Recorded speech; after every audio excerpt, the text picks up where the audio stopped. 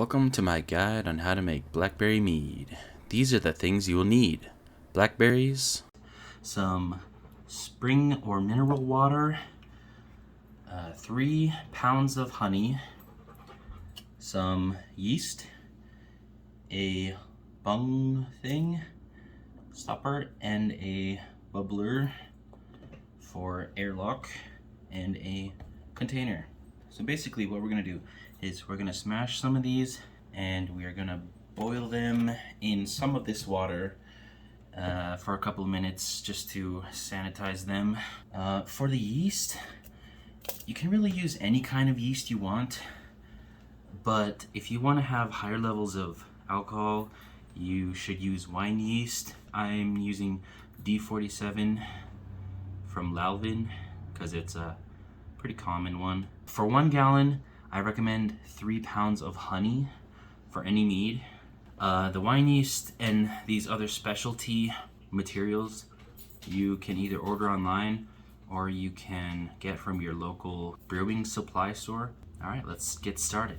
So you want to make sure you sanitize all your equipment before you use it. So you just want to get something like Star San. So everything that touches your brew, basically, like the bubbler, the bung, and the container. And I'm just gonna mash these 2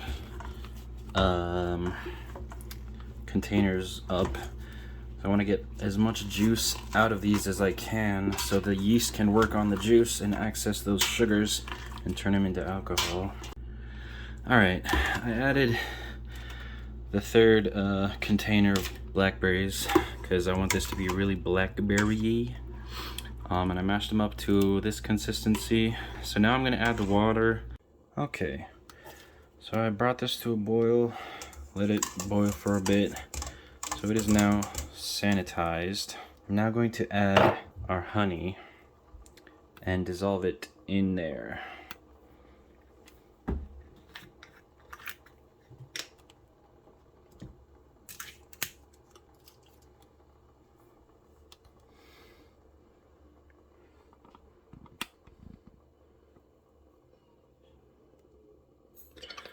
You want to get as much honey out as you can. If you are having a hard time getting all the honey out, you can soak the bottle in hot water, like in the sink, to sort of heat up the honey, make it more liquidy and runny. Just stir this up, dissolve all that honey in here while it's nice and hot. And then we're going to let this cool down to room temperature. A pro tip for cooling down the brew faster is to soak the pot in ice water.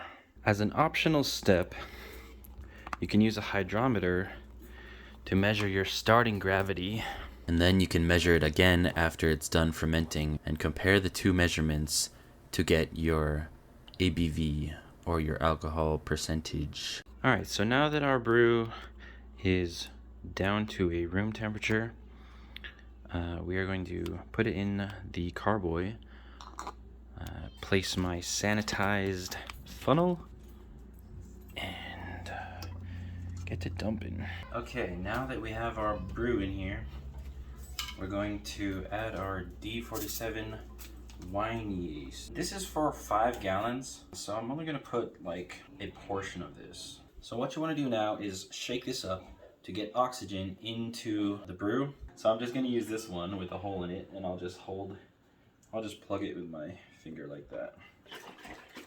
And you want to do this for about 5 to 10 minutes. So the airlock, I just put some sanitizer from what I was doing before. This is optional, but it's useful to put a label on it so you know what's in there, especially if you're doing a lot of different ones, and you'll forget the specifics after months and months. You know, you want to put the specific gravity if you measured it, you want to put what's in it, the yeast you used. The last thing you want to do is put it in a dark place for a couple of weeks and let it ferment. A closet is ideal. Keep it at room temperature. Here's what it looks like after leaving it overnight. You can see the bubbles coming out. That means the yeast is doing its job. It actually exploded because the yeast was too active, but that's fine. In this early stage, I just cleaned the airlock and then put it back on. Subscribe for part 2.